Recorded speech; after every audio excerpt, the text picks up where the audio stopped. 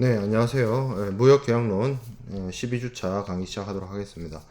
우리가 지난 시간에 인커텀스에 대해서 간략하게 살펴보았죠. 그래서 그 정도 내용들은 사실 여러분들이 제가 자주 강조하지만 무역학 개론이나 국제상무론에서 충분히 배울 수 있는 내용이었고, 계약론 수업 시간에는 그러한 인커텀스 2020을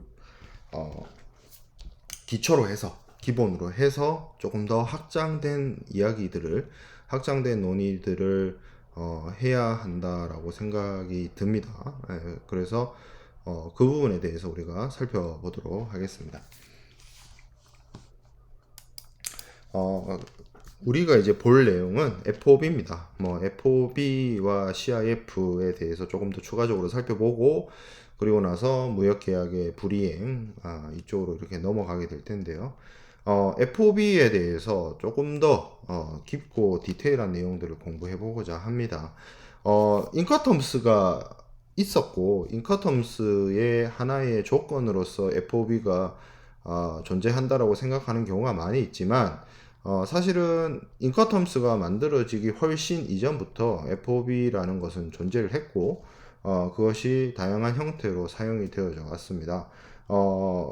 이 기존에 우리가 오랜 어떤 과거에서 사용되어져 오던 여러 가지 무역 조건들은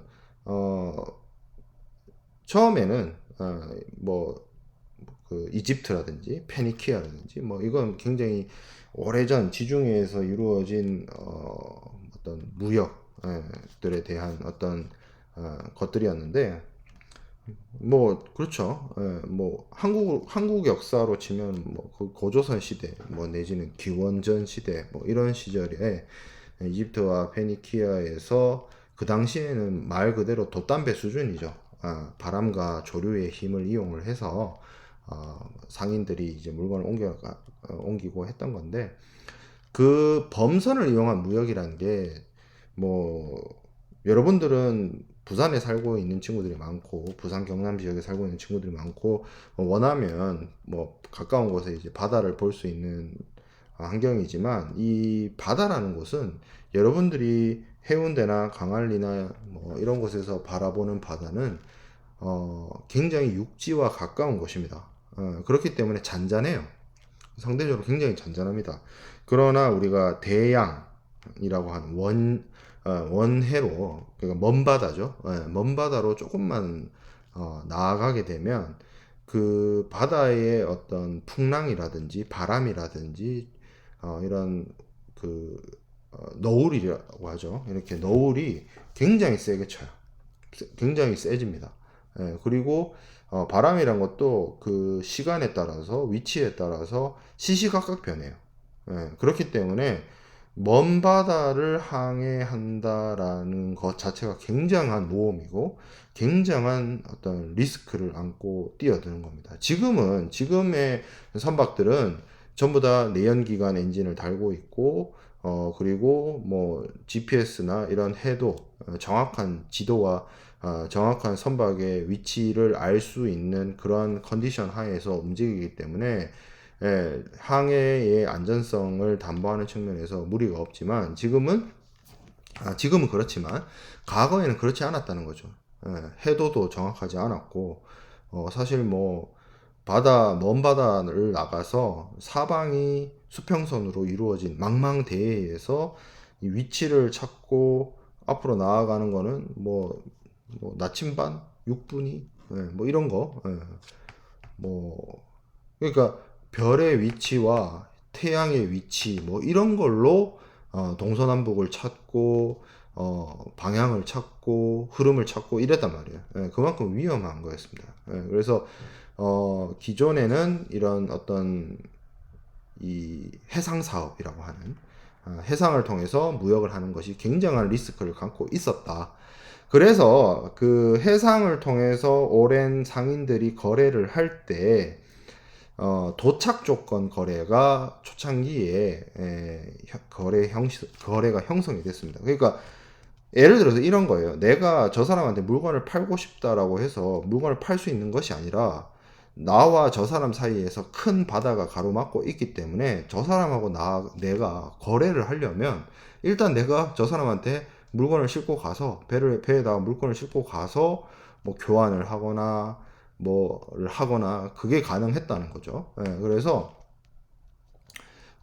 양육지 매매의 도착 조건이 거래가 이루어졌다라고 하는 게 결국에는 거래를 하려면 배가 도착해야 된다. 배를 갖다 놓고 거래를 한다. 쉽게 말해서 옛날 그 범선 같은 배를 이제 어떤 항구에 혹은 어느 장소에 거기까지 가서 그 배에 싣고 온 물건을 내리고 거기 현지의 값비싼 물건들을 다시 배에 실는 그런 형태의 거래가 이루어진 거죠. 언제까지? 뭐 소위 말하는 대항해 시대까지. 그리고 식민지가 이제 서구의 열강들이 식민지를 개척하는 그 시대까지. 그래서 계속 그러한 형태가 거래가 됐습니다.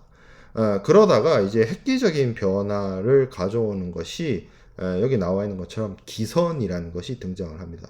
그러니까 기선이란 거는 그 증기기관을 이용하는 선박이죠. 증기기관을 이용하는 선박. 지금의 뭐 가솔린이나 디젤 벙커 CU를 사용하는 내연기관하고 다르게 물을 끓여가지고 석탄이나 석탄, 뭐 목재, 뭐 이런 걸로 증기 엔진을 이제 끓여서 그 스팀, 증기의 힘으로 배를 움직이는 거였는데 기존의 범선은 말 그대로 배 밖의 요인이었어요.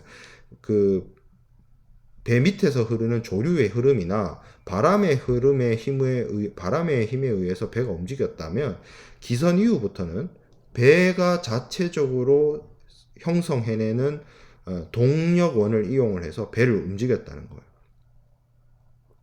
이러한 배가 나오게 됨으로 인해서 이제 뭐가 가능해지냐면 바다를 이용해서 항해를 하는 사람들이 자신이 원하는 시간에 자신이 원하는 시기에 배를 움직일 수 있게 됐다는 겁니다. 사실 그 전에 범선 시대 때는 아무리 내가 어디를 가고 싶어도 바람이 안 맞고 조류가 안 맞으면 절대 갈 수 없는 게 바다였어요. 우리가 그런 얘기를 해요. 일본하고 한국이 되게 가까이 있잖아요. 사실 유럽에 있는 나라들은 굉장히 이렇게 국경선이 맞닿아 있는 경우가 많아서 서로 간의 문화가 비슷하거나 사용하는 언어가 비슷하거나 아니면 같은 민족인데 뭐 다른 나라를 살고 있거나 뭐 이런 경우가 많이 있습니다. 뭐 예를 들어서 프랑스와 벨기에 같은 경우는 둘 다 불어 쓰는 국가잖아요. 그렇죠? 독일하고 오스트리아도 같은 독일어 쓰는 국가입니다. 네, 그런 형태로 서로의 문화가 유사하고 전달이 되고 이러는데 한국하고 일본은 굉장히 가까이 있지만 사용하는 언어도 다르고 물론 그 전에 뭐 백제 시대 때 뭐 문화가 뭐 한반도에서 일본으로 전래되고 뭐 이런 건 알고 있지만 우리가 역사 시간에서 배웠기 때문에 근데 그렇게 한국하고 일본이 사실은 가까이 있음에도 불구하고 전혀 다른 문화와 전혀 다른 언어를 쓰는 거에는 바다라는 어떤 장애물이 있기 때문이에요. 예. 이 얼마 안 되는 이 좁은 바다도 문화권을 나누고 언어를 달리하게끔 만들 정도로 장벽이 된다. 사람과 사람의 이동을 막는 장벽이 되는 겁니다. 근데 스팀선이 일반화됨으로 인해서 그게 이제 무력화된 거죠. 내가 저곳에 바다 건너 저곳에 내가 원하면 지금이라도 당장 바람의 흐름, 뭐 조류의 흐름 상관없이 난 갈 수 있다. 이게 된 거예요. 그러니까 큰 변한 거죠. 그래서 이런 어떤 운송수단의 발달이라고 하는 것이 결국에는 무역거래의 형태도 바뀌게 만들었는데 그래서 기존에는 매도인이 물건을 싸들고 배에 실어서 가는 그런 형태에서 이제는 물건을 사는 사람이 필요하면 자기가 직접 물품을 떼러 쉽게 말해서 선적항에 물품을 가지러 구입하러 오는 선적지 매매도 나타나게 된 거죠. 뭐 양육지 매매 조건이든 선적지 매매 조건이든 그런 식으로 이제 그러니까 물건을 파는 사람이 바다를 건너서 파는 거 양육지 아니면 물건을 사는 사람이 자기 배를 가지고 물건이 있는 곳으로 와서 여기서 물건을 실어서 자기가 원하는 판매지로 가지고 가는 거. 예. 그런데 그런 과정 속에서 FOB 조건이라고 하는 거는 예, 도착 처음에는 FOB가 나왔을 때는 국내 거래나 양육지 매매를 담보로 혹은 전제로 사용이 되었는데 이제 무역의 어떤 트렌드가 이렇게 바뀌면서 주로 이제 선적지 매매를 의미하는 거래 조건으로 점차 바뀌게 됩니다.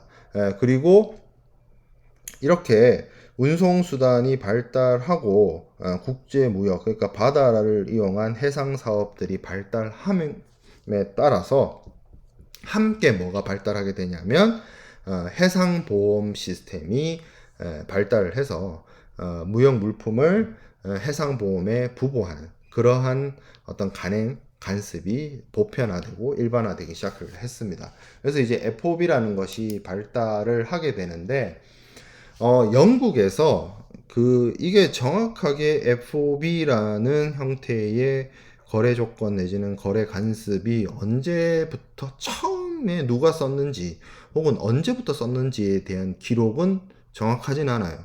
근데 법원의 판례로 남아있는 기록 있죠. 영국의 법원의 판례에 FOB, 프리 온보드라는 표현이 19세기 초반, 그러니까 19세기 초반이라고 하면 1812년 뭐 이렇게 되거든요. 그러니까 지금으로 치면 200년 전에, 200여 년 전에 영국에서 있었던 재판의 판례에 FOB란 말이 등장을 합니다. 그래서 이때 사용된 FOB는 거래 상인들이 용선 계약을 통해서 배를 빌려가지고 물품을 구매하고자 이 당시에 아마 특산물이라고 하면 향신료라든지 이런 것들이 되겠죠. 그래서 외국 항구를 방문을 해가지고 그 물품을 사고 그러면 예를 들어서 말레이시아나 인도나 이런 곳에 가서 향신료를 사요. 후추나 이런 거, 육두구나 이런 걸 사요. 그럼 사서 배에 싣겠죠. 가져오기 위해서, 본국으로 가져오기 위해서. 그리고 그 가져올 때 예를 들어서 영국 상인이라고 치면 인도까지 배를 끌고 가가지고 인도에 캘커타나 이런 데서 이제 배를 정박을 시킨 다음에 거기서 후추나 향신료를 선박에 적재하겠죠. 쌓아 올리겠죠. 그때 이제 이 물품, 그러니까 향신료나 이런 것들의 컨디션을 체크를 할 것이고, 그리고 거기 물품의 선적과 물품의 컨디션에 대한 체크가 끝나면 그 현지에 있는 상인들, 그런 상인들한테 대가를 지불할 거고, 그러고 나서 다시 본국으로 항해를 해서 물건을 가져오는 그런 형태의 상거래 형태가 계속 지속이 됐겠죠. 그래서 그게 이제 FOB였다는 거죠. 1800년대 초반에. 그렇게 하다가 1800년대 1862년 그러니까 19세기 중엽에 영국의 판례에서 CIF라는 말이 또 나타나기 시작합니다. 최초로 확인된 가장 오래된 CIF와 관련된 판례가 1862년 이렇게 돼요. 그래서 그러면 1800년대 초반과 1800년대 중반에 어떤 변화가 있었냐? 운송수단이 발달하면서 이제는 더 이상 바다를 이용을 해서 항해를 한다는 것이 정말 위험한 일이 아니게 된 거예요. 어느 정도 계산이 서는 것이었다는 거죠. 그러니까 범선 시대, 우리가 소위 말하는 컬럼버스나 바스코 다가마나 이런 유명한 마젤란이나 이런 되게 유명한 대항해 시대의 모험가들은 말 그대로 모험이에요. 그러니까 배 타고 나가면 살아 돌아올 수 있을지 그 누구도 장담을 못하는. 그래서 예전에 소위 말하는 대항해 시대 때 배를 타고 바다로 나간다는 거는 유럽에서 정말 못 사는 나라, 농사 지을 땅이 없는 나라, 그런 나라들이 하는 거였어요. 그리고 배 타고 나가는 뱃사람들도 절대 귀족들이나 이런 사람들은, 왕족이나 귀족이나 이런 사람들은 배 타고 안 나갑니다. 그리고 귀족이 만약에 나간다 그러면 그 사람은 더 이상 물려받을 영지가 없는 차남, 삼남 왜? 장남들은 영지를 물려받잖아. 뭐 백작이니 뭐 남작이니 뭐 이런 거 물려받잖아. 근데 백작은 자기 아들한테 영지를 물려주는데 그건 첫째 아들한테만 물려주는 거지. 그 둘째 아들, 셋째 아들한테 물려줄 땅이 없잖아요. 뭐 어디서 뺏어오지 않는 이상. 그러니까 그런 사람들이 이제 바다로 나가는 거예요. 아니면 완전 하층민들. 예, 그런 사람들이 뭐 그러니까 내가 할 수 있는 거는 몸뚱아리밖에 없다. 그래서 뭐 그렇죠. 그런 사람들이 바다에 나가는 거였단 말이에요. 근데 이게 이제 뭐 증기선이 나오고 증기선이 나오는 거는 일단 증기 기관이 고장이 나거나 증기 기관이 멈추지 않는 이상 배가 움직일 수 있다는 거죠. 범선은 안 그렇다니까요. 바람이 없고 조류가 멈추면 배가 움직이지 않아요. 예를 들어서 그러니까 배를 타고 있는 사람의 시선에서 자기가 육안으로 보이는 어떤 섬이나 육지가 있다라고 칩시다. 그 거리가 예를 들어서 뭐 육안으로 식별이 가능한 예를 들어서 뭐 한 5km 전방에 그게 있다고 치자고요. 근데 만약에 범선이라면 바람이 안 불고 조류가 없잖아요. 그러면 못 가요. 아무리 내 눈에 보여도, 내 눈앞에 보여도. 정 급하면 그게 좀 5km 정도가 아니라 한 1km 정도라고 칩시다. 그러면 어떻게 해야 되냐면 조그만 배 있죠. 조그만 배. 조그만 배를 내려요. 거기다 선원들을 태웁니다. 그리고 그 선원들이 노를 저어요. 유럽의 범선은 딱 보면 알겠지만 이 노젓는 배가 아니란 말이야. 거북선이나 판옥선처럼 우리나라의 그 좋은 선처럼 노젓는 배가 아니라 말 그대로 바람으로 가는 배라서 돛이 없어요. 노가 없어요, 노가. 그러니까 조그만 배를 내려서 거기에 선원들을 태워서 거기 조그만 배에서 이제 노를 잡는 거야. 노를 저어서 큰 배를 끌어요. 앞으로 가게끔. 한 1km 정도 남으면 그게 가능하겠다. 근데 한 5km 정도 남았다? 한 10km 정도 남았다? 불가능해요. 사람의 체력이란 게. 근데 증기선은 가능하지. 언제 어디서든 가능하지. 그러니까 운송 형태가 그렇게 바뀌었다는 거예요. 예, 그 순간 바뀌었다는 거예요. 그 운송 수단의 발달이란 게 인류의 역사를 바꿨다. 자, 그렇게 돼서 이 사이에 어떤 서비스들이 등장을 하느냐. 이제 이게 바다를 통해서 운송을 한다는 것이 사람들의 어떤 의도와 사람들의 계산하에서 움직일 수 있게 되니까 어떤 사람들이 등장을 하느냐. 정기적으로 왔다 갔다 하면서 화물을 옮겨주는 말 그대로의 운송 서비스가 가능해졌다는 거예요. 그전에는 말 그대로 모으면 내가 저기서 물건 사오면 난 인생 끝 로또. 로또 맞는 확률이야. 그러니까 범선 타고 뭐 저 인도까지 유럽에서 인도까지 가서 아무 일 없이 부추 배 한가득 싣고 안전하게 돌아오는 거 로또 맞는 확률이에요, 사실은. 그러다가 이제는 주기적으로 한 달이면 한 달, 뭐 1년에 뭐 한 두세 차례면 두세 차례 꾸준히 정기적으로 아무 일 없이 레귤러하게 타임 테이블에 맞춰서 왔다 갔다 할 수 있는 시대가 열리면 그거를 서비스로 제공하는 사람이 등장을 하죠. 그게 뭐예요? 정기선 운송이에요. 정해진 시간에 정해진 항구를 계속 반복적으로 왔다 갔다 하는 거. 그게 정기선 운송이 가능합니다. 그러니까 정기선 운송이 가능해지려면 계산이 서야 되잖아. 언제 이 항구를 출발하면 언제쯤 저 항구에 도착한다는 게 계산이 나와야 되잖아. 한 달이 걸린다, 두 달이 걸린다. 이 계산이 서야 뭘 할 거 아니에요. 범선 시절에는 그게 계산이 안 쓴다고. 그 반년이 걸릴지, 1년이 걸릴지, 돌아올지 못할지를 계산이 안 됐는데, 증기선으로 바뀌면서 그게 가능했다는 거예요. 그럼 그 사이에, 이 1800년대 초반에, 그렇게 운송 시스템이 바뀌면서 뭐가 등장했느냐? CIF가 등장했다는 거예요. 그리고, 그런 서비스가 가능해지고, 그게 주기적인 운송이 가능해짐으로써 뭐가 되느냐? 국제 우편이라는 게 등장을 하는 거예요. 우편물을 전달할 수 있게 되는 거예요. 정기적인 송신, 수신, 통신이 가능한 통신 수단으로서의 가능. 그러니까 예를 들어서 예전에는 이쪽 바다 이쪽에서 저쪽으로 보내려면 사람을 통해서 보내면 배를 타고 가잖아요. 배달 사고 날 확률이 더 높았다는 거죠. 배달 사고 날 확률이 높으니까 뭘 이용해요? 비둘기를 이용하는 게 차라리 낫어.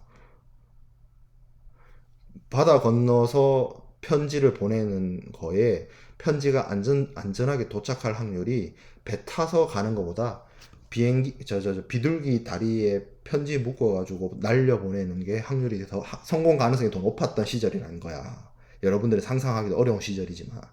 근데 전기선이 나오면서 뭐가 가능해? 비둘기 보내는 것보다 배에다가 편지 실어서 보내면 무조건 도착한다는 거야, 이제는. 그죠?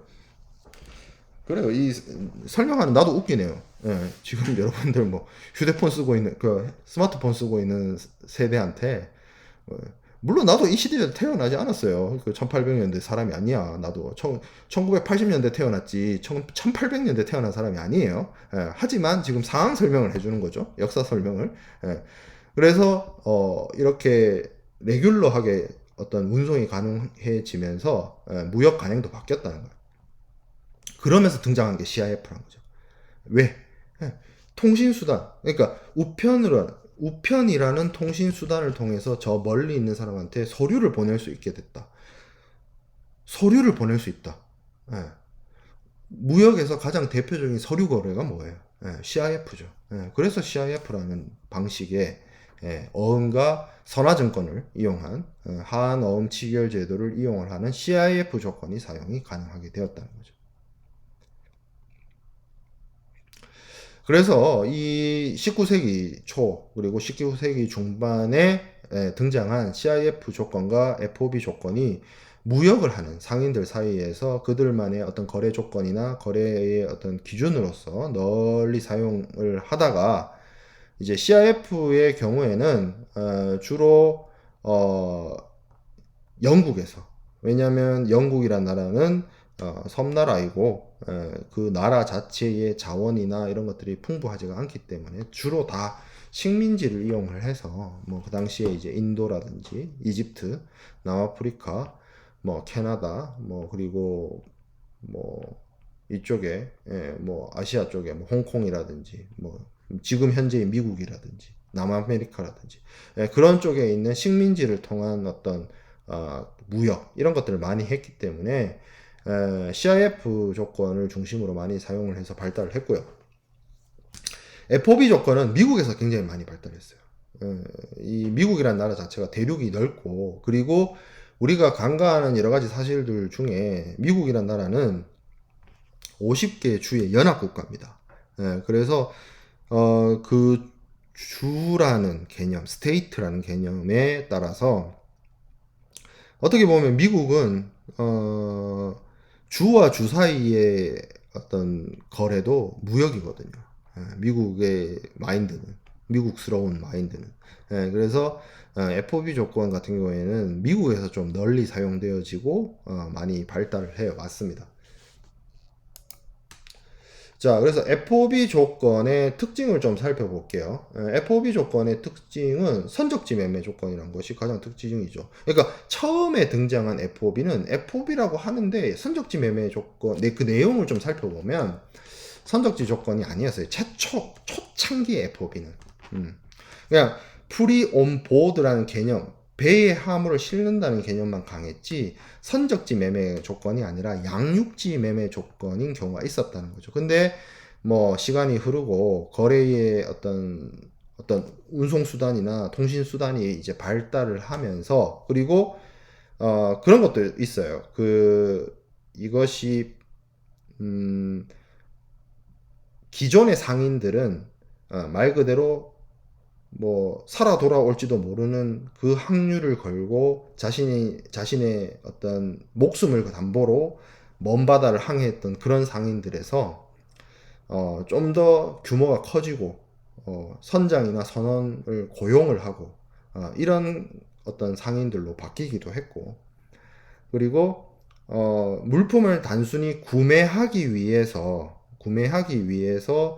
혹은 물품을 팔기 위해서 움직이는 그런 거였다면 이제는 필요한 사람들이 그 어떤 특정한 물건을 필요로 하는 사람들이 그 어떤 요구에 의해서 소위 말하는 우리가 마케팅에서 배우는 니즈에 의해서 처음에 후추라는 물건이 유럽으로 넘어갔을 때, 혹은 커피라는 물건이 유럽으로 넘어갔을 때, 혹은 초콜릿이라는 물건이 유럽으로 넘어갔을 때, 처음에는 이것에 대해서 잘 모르고 있다가 사람들이 맛을 알게 되고 필요성을 알게 되면 갈구하게 되잖아요. 후추가 더 필요하고, 커피가 더 필요하고, 담배가 더 필요하고, 초콜릿이 더 필요하단 말이에요. 그럼 이거 구하려면 어디로 가야 되는데, 뭐 동아시아나 뭐 남미나 그런 데로 가야 된단 말이야. 그러니까 그 사람들이 이걸 요구하고 수요가 있으니까 그걸 구해오기 위해서 사람들이 그걸 가지러 가는 거죠.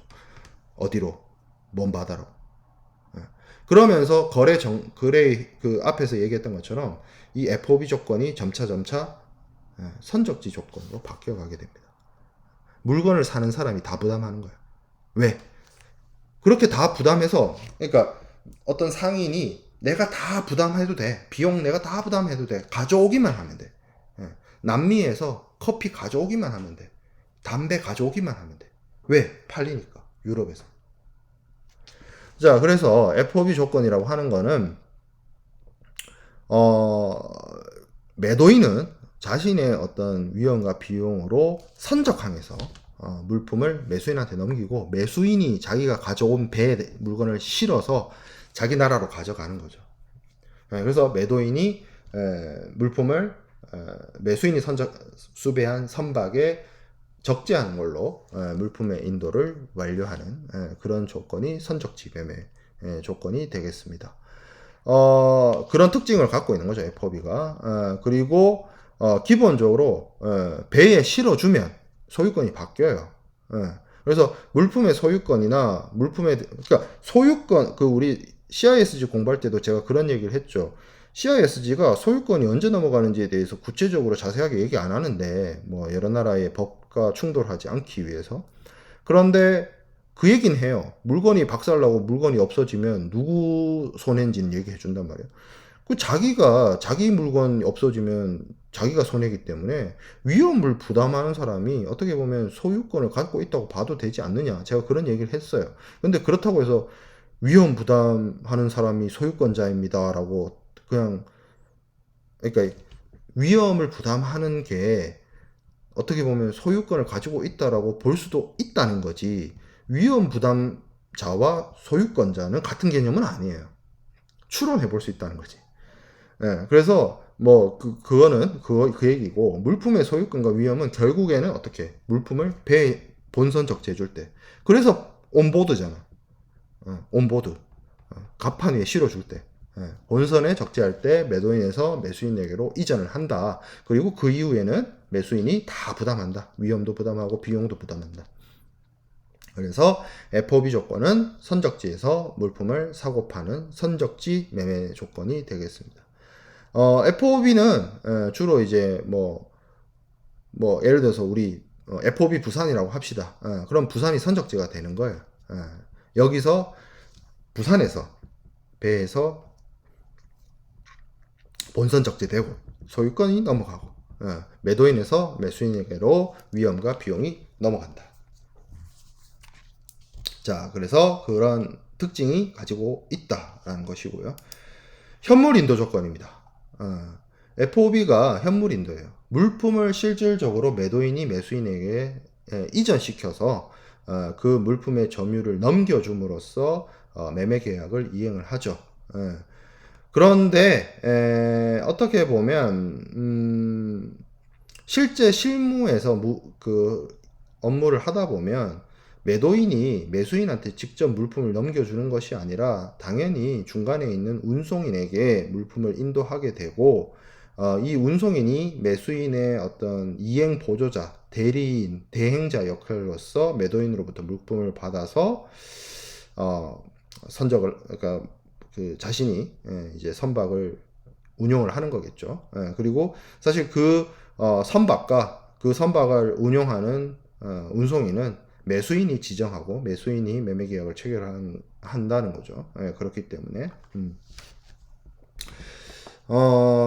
그렇기 때문에 여기서 얘기하는 것은 뭐 예를 들어서 매수인이 지정한 운송인이 적시에 선박을 항구에 뭐 준비시키지 못한다거나 그런 일들이 벌어졌을 때 매수인이 이에 대해서 책임을 지게 된다는 부분이고, 그리고 사실 또 현실적 인도 조건이라고 하는 거는 물품을 넘겨주면, 실제 피지컬한 물품을 넘겨주면 그것과 동시에 소유권이 넘어가게 되기 때문에, 우리가 편의점에서 물건을 사듯이 물품과 대금이 동시 이행이 돼야 돼요. 그러니까 편의점에서 물건 사면서 내가 돈도 주잖아.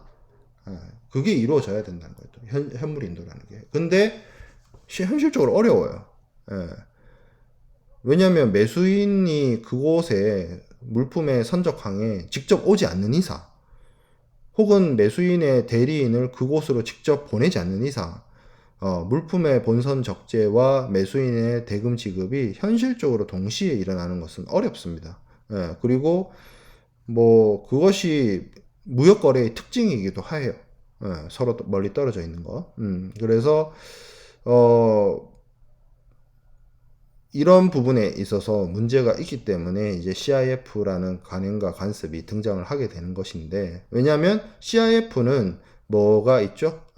물품의 권리를 체화한 서류, 선화증권이 있기 때문에 실제 물건이 매도인 손을 떠나서 운송인에게로 넘어가더라도 매도인이 결국에는 서류를 언제 넘겨주느냐, 그리고 서류와의 상한으로 대금을 지급받을 수 있다. 뭐 이런 식으로 서류를 기준으로 거래가 이루어지기 때문에 매도인도 부담 없이, 매수인도 걱정 없이 대금 지급과 물품 인도를 할 수 있게 되는데, FOB는 현물 인도이기 때문에 사전적인 개념, 그 어떤 정의로서의 개념이, FOB의 정의 혹은 FOB의 개요가 사실은 현품 인도이기 때문에 이에 있어서의 혼동이라든지 이런 것들이 발생할 수밖에 없다.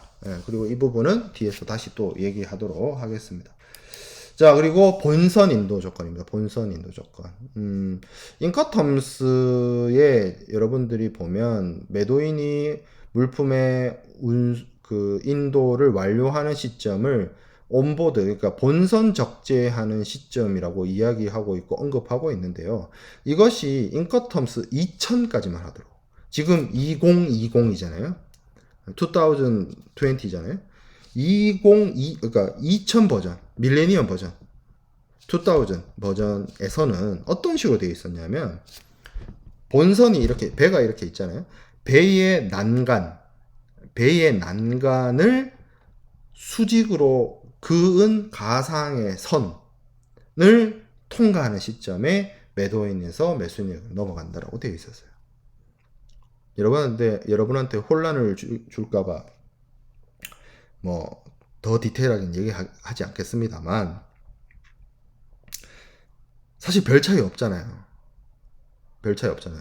그러니까 겐츄리 크레인으로 찍어가지고 컨테이너를 이렇게 들어가지고 배에 컨테이너 선 위에 올려놓는 걸로 예를 들어서 본선 적재가 이루어졌다. 물론 실제 그 업무상에는 그냥 그렇게 겐츄리 크레인으로 이렇게 옮겨 놓는 걸로 끝나는 게 아니라, 거기서도 뭐 그러니까 이제 뭐 결박하고 뭐 제대로 위치했는지 확인하고 뭐 여러 가지 아주 디테일한 프로세스가 있지만, 그걸 지금 얘기하자는 게 아니고, 그렇게 되면 이제 본선 적재가 이루어졌고 FOB의 개념상 매도인에서 매수인에게로 물품의 인도가 이루어진다고 하는데, 인커텀스 1990, 인커텀스 1980, 인커텀스 2000까지만 하더라도 어떤 거였냐면, 겐츄리 크레인으로 물건을 옮기다가 보면 배의 끝부분, 배의 난간 부분에서 수직으로 선을 그어요.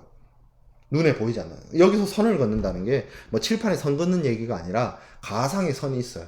눈에 보이지 않는. 가상의 선 도대체 그게 뭔 말이야? 그거 생각해 보면 돼요. 우리 야구에서 스트라이크 존 있잖아요. 스트라이크 존. TV 중계 화면을 보면 요즘에는 그 포수들 앞에 이렇게 TV 중계 화면에 이렇게 뭐 주사위 모양이라고 해야 되나, 다이얼 모양이라고 해야 되나, 이렇게 뭐 담배갑 모양으로 이렇게 가상의 공간을 중계 화면에 비춰주잖아요. 근데 그 실제로 존재하는 선이 아니잖아. 그냥 공중에, 허공에 그냥 컴퓨터 그래픽으로 가상으로 만들어 놓은 거잖아요. 실제로 존재하지 않지만. 그러니까 배 난간 위로 이렇게 가상의 선이 있는 거야. 그리고 그 선을 통과하면, 그 지점을 통과하면 매도인에서 매수인에게로 물품이 인도된대. 2000까지 그랬어요. 인커텀스 2000까지. 제가 01학번이거든요. 2001학번이에요. 2001년도에 대학을 갔어요. 제가 그러니까 여러분 나이 때 이 내용을 배웠어요. 인커텀스 2000. 난감하지. 그때는 그런가 했어. 그렇게 생각할 수도 있겠다 싶었어. 내가 배울 때는. 내가 대학교에서 배울 때는. 처음 배울 때. 그래서 좀 이상하다 했거든. 이런 거잖아요. 예를 들어서 가상의 선을 통과하다가 크레인에 뭐 사고가 나가지고 컨테이너가 밑으로 떨어져요. 그러면 난간에 부딪힐 거 아니에요. 그래서 이게 배 밖으로 떨어지면 매도인 책임이고 배 안으로 떨어지면 매수인 책임인가? 그것도 웃기잖아. 좀 그런 논의가 있었어요. 사실 그런 논의 때문에 인커텀스 2010에서 어떻게 바뀌었냐? 온보드, 물품을 본선 적재하거나 그렇게 되어 있는 애를 조달하면, 구해오면, 조달이란 말은 쉽게 말하면 구해오면이거든요. 내가 그렇게 실든지 배에다가 화물을, 아니면 그렇게 되어 있는 걸 구해오든지 하면 매도인이 매수인에게로 물품이 인도된다. 이렇게 바뀐 거예요. 인커텀스 2010 때. 2020은 그대로 가져온 거고. 그래서 이것이 있었다라는 거죠. 이런 내용들이 있었고, 그래서 다시 한번 얘기하지만 배에 화물을 적재, 선적하는 걸로 물품이 인도되는 인도 조건이다. 자, 그리고 이 논의도 충분히 이야기를 해야 됩니다. 우리 이 정도 배운 사람들은 FOB라는 게 그래 인커텀스에 있는 규칙 중에 하나이고 매도인은 뭘 하고 매수인은 뭘 하고 그렇구나 라고 알고 있는데 세상에 많은 사람들은 아직도 FOB가 가격 조건이라고 생각을 해요. 이 가격 조건이라는 게 쉽게 말하면 이거예요. 내가 무역 거래를 누구로부터 물건을 사는데 FOB 하면은 가격 얼마, CIF라고 하면 가격 얼마. 이런 거죠. 우리가 온라인 쇼핑몰에서 얼마 이상 사면 무료 배송, 얼마 이하로 사면 택배비 내가 부담해야 돼. 여기서 내가 택배비 부담하는 게 뭐예요? FOB. 무료 배송은 CIF. 이 정도 수업 들었는데 무료 배송 해주는 게 왜 CIF지? 내가 택배비 부담하는 게 왜 FOB지? 하면 이제 곤란해요. 그죠? FOB는 뭐예요? 운송비 누가 부담해? 매수인. CIF는 운송비 누가 부담해? 매도인. 그러면 택배비 내가 부담하면 FOB. 택배비 물건 파는 사람이 부담하면 CIF. 그죠? 그러니까 이런 가격 조건으로 이해를 한다고. 매도인이 뭘 하고, 매도인의 의무는 무엇이고, 매수인의 의무는 무엇이고, 인커텀스의 서류 준비는 누가 하고, 운송 계약은 누가 하고, 보험 계약은 누가 하고, 그 인커텀스에 있는 그런 CIF, FOB로 생각하는 것이 아니라 일반인들이 어떤 거래의 어떤 가격 조건으로 이해를 한다고요. FOB나 CIF를. 무슨 쿠팡으로 물건 주문을 할 때 로켓와우 회원이면 어떻고 총알 배송이면 어떻고 그리고 얼마 이상이면 무료 배송이고 이런 개념으로 이해를 한다고 실제 상거래하는 사람들이. 근데 아니죠. 이 수업 듣고 있는 사람들은 한 10주 넘게 계속 그 얘기 들었잖아. 아니라고. 아니야. 자, 그래서 이것은 물품에 대한 인도를 하기 위한 매도인이 어느 시점에 매수인에게 물품에 대한 소유권, 점유권, 위험의 부담, 비용 부담에 대한 것을 넘기는지에 대한 논의인 거지 단순하게 이것이 가격 조건으로 이해를 해서는 절대 아니 된다라는 겁니다. 자, 다양한 FOB가 있다라고 되어 있는데 이 FOB들을 다 공부할 필요는 없어요. 솔직히. 개정 미국 무역 정의 되어 있는데 개정된 미국의 무역에 대한 어떤 데피니션 이에요. 사실 이거 많이 쓰느냐? 안 써요. 많이 안 써요. 근데 미국에는 이런 법이 있어요.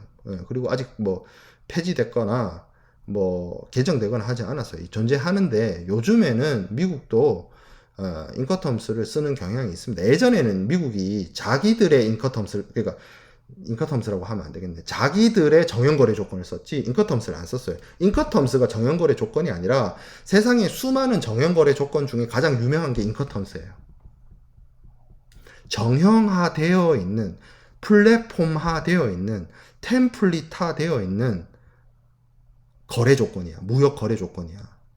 정형거래 조건이. 그 중에서 가장 유명하고 가장 널리 알려진 게 인커텀스예요. 그런 거 있잖아. 왜 그 스카치 테이프, 스카치 테이프가 스카치사 3M사의 등록 상표잖아요. 근데 왜 우리 투명 테이프 다 스카치 테이프라고 그러잖아. 그거라고. 예. 그래서 정형거래 조건에는 인커텀스 말고도 미국 통일상법전이나 개정 미국 정의나 뭐 이런 데서 사용되는 FOB가 있습니다. 인커텀스는 20세기 들어와서 1933년 이렇게 생겼어요. 그러니까 실제로 FOB가 세상에 등장하고 나서 100여 년이 흐른 다음에 국제상업회의소가 인커텀스를 만들었기 때문에 인커텀스가 아들이고 딸이에요. FOB CIF가 아버지 어머니고. 인커텀스가 있어서 FOB CIF가 있는 것이 아니고 FOB CIF가 있어서 인커텀스가 있는 거예요. 그렇습니다. 자, 좀 이에 대한 클래식한 FOB부터에 대한 추가적인 논의는 수업 내용을 잠깐 끊어 가도록 하겠습니다.